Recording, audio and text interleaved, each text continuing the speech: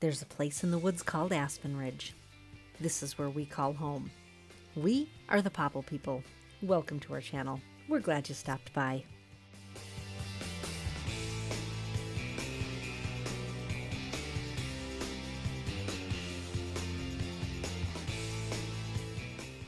In this episode, we start cutting trees to make lumber for building the saw shack.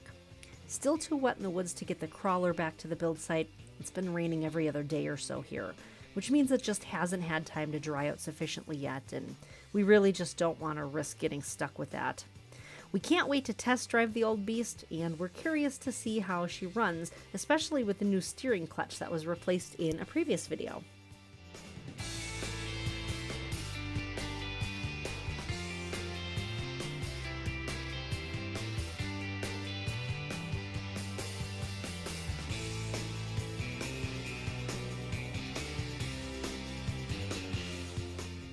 So we've got two popple trees that are fairly old, which means they're more likely to end up going down in a windstorm.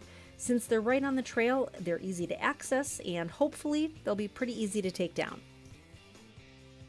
We're getting the saw shack posts cut and peeled right away so that they can start drying while we're prepping the build site. We've actually been cutting the logs a little bit longer than we need because we'd rather be able to trim a little bit off if we have to, rather than cut them to exact length now and then have no wiggle room on our length. We're also cutting some longer logs so that we can mill roof rafters from these.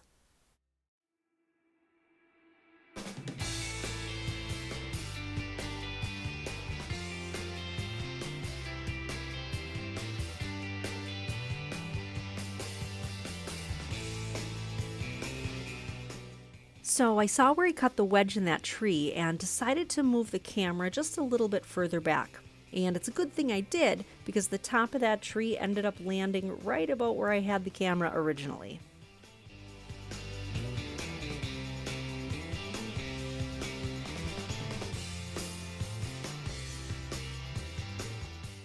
We check the circumference of each tree with a rope to make sure that it's big enough to get an 8x8 by 8 foot long milled out of it for the saw shack posts. Once the tree starts tapering and gets too small to make an 8x8 by 8 footer, then we try to cut it long enough to mill some 2x6 roof rafters out of it. So the proximal part of this log will be an 8x8 by 8 foot post, and the next about 10 feet or so will be for roof rafters.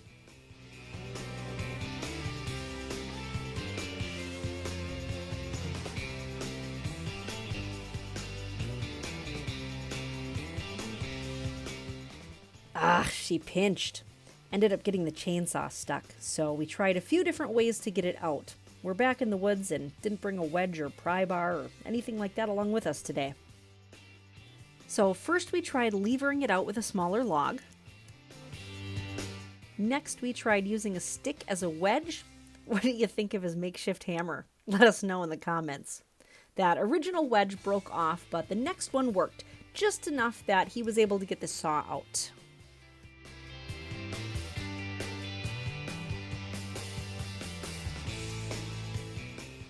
We're trying to clean up each tree right away after we take them down, so I wanted to keep up with splitting firewood, otherwise that pile gets away from me.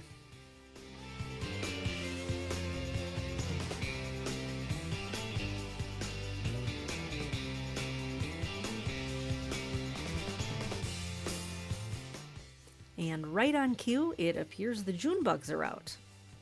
If you want to get a hold of us with questions or comments, please email us at thepopplepeople, all one word, @gmail.com, or plop a comment below. We'd love to hear from you. Stay tuned for our next video, where we'll hopefully get that crawler out for a test drive here and back to the saw shack build site. Thanks so much for watching. If you enjoyed this video and want to follow our journey, please consider subscribing. That way, you can be a Popple People too. We'll catch you next time. Bye.